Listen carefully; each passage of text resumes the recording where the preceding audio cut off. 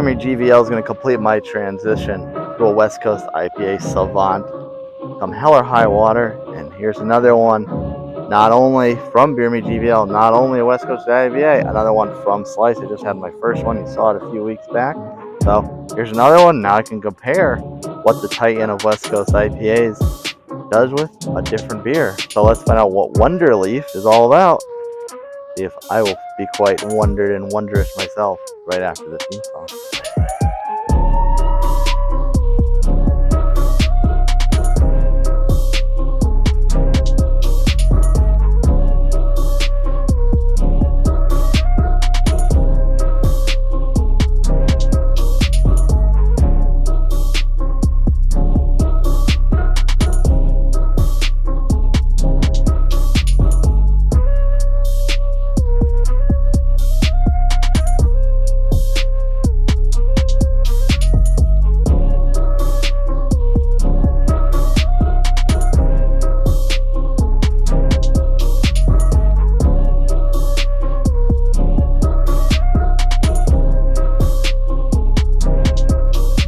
Back, not in the Midlands studio, but in the Midlands Oasis with your Shirley Nutmeg 2 Palmetto.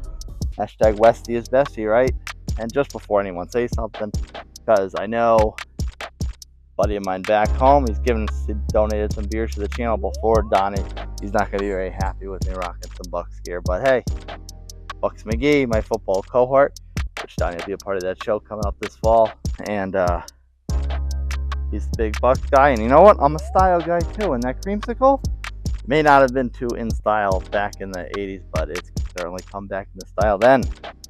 Anyway, that is not West Coast. This is West Coast, though. Got it from, I would say, almost my West Coast IPA supplier of late, Brian at Beermy GVL. Go give him a follow on Instagram if that's your platform of choice. Big supporter of the channel. Give me tons of beers to review, and done some collaborations at festivals and whatnot as well. So there's a lot going on in this can. It's very much got a West Coast customs type of feel. Pull that up as close as I can. I know I'm sitting a little far back, but there's definitely a lot of kind of West Coast style artwork and fonts on here. There is you know what? There's no bio on the can, so you know what we're gonna do? I'm gonna read Untapped first, and then I'll pour the can, and then as the head settles down, because you know we hard pour on the channel, I'll read what's on the can. So on Untapped, 7%, which is on the can. Come on, where are you? I know you have to be here. Wait, nope, that's 16 ounce. Oh, here it is, I got it, 7%. All right, so ABV confirmed across the can and Untapped. No IBUs are listed. Behold the hop healing powers of Strata, Mosaic, Citra hops, wondrous flavors and aromas of mango, passion fruit, berry medley, sweet orange, and powerful herbs.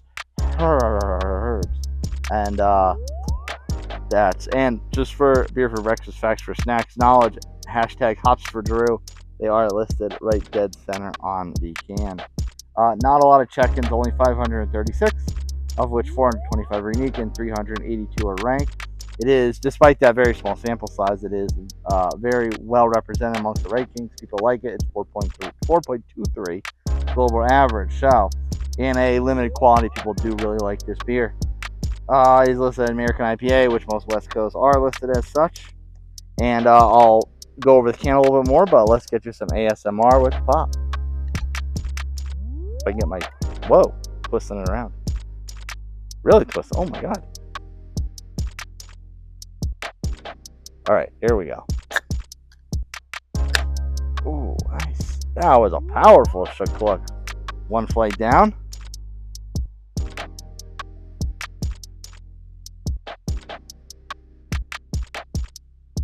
Now, the more you've seen a lot of like actually authentic West Coast IPAs on the channel before, and the more every single one of them you do that's truly authentic, truly from the West Coast, look how clear that is. You can really see my face here, that I think.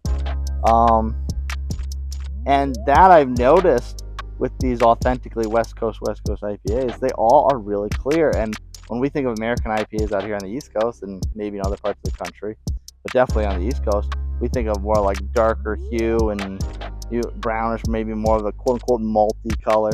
But everything I've had is a West Coast IPA that's a true West Coast IPA. It looks like that so far, of the ones I've reviewed lately anyway. So that is starting to hold very, very true. Nice little mini upside down snowfall. Can wise, that head's not going to take much long to come down, I don't think. So brewed by Slice Beer Company. Beauty is in the eye of the beer holder, which they also write to behold right at the top. Wonderleaf West Coast IPA, 7%. Lincoln Cali. LCLN. The only reason I know is Lincoln because I've done a Slice Beer before, also from Ryan, and I will throw the card up. Actually, it'll be over there. I'll throw the card up. Wonderleaf West Coast IPA with healing helpings of Strata, Mosaic, and Citra hops. Beauty is in the eye of the beer holder. Cultural fresh, brewed in Canada Slice Beer Company. 7% West Coast IPA. Unlock the power of Wonderleaf. So it's almost like West Coast comes some almost Illuminati type of look. Has some spiritual powers, I guess. Well, let's see just how much spiritual powers. Let's get the aroma. Oh, okay. All right. This is stacking up to what they're selling on Untapped. They did Wondrous flavors of most mango, passion fruit, berry, medley, sweet orange, and other herbs. It's definitely more sweet, or was in the initial sip. Now it's a little more piney, but that first sniff, I said sip. The first sniff was a lot of sweet berries. So it's orange and berry, but very, very sweet. This one's there's more. As I smell it more, there's more. The pininess is coming through a lot, and but it's still subtle. It's not like super strong or overpowering. It's just like there, noticeable. You know what she is. Well, that does sound very good. I mean, I said I'm becoming more and more of a fan of West Coast IPAs, which I never used to like.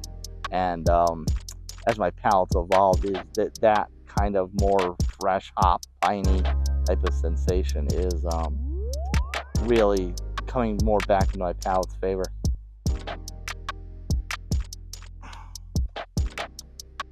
Okay. It is more piney up front.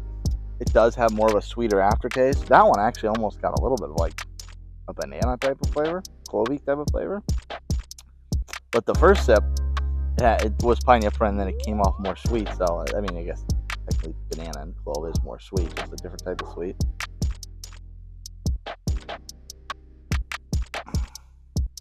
Yeah, it definitely settles down, cools off. Maybe has a little bit of a creamy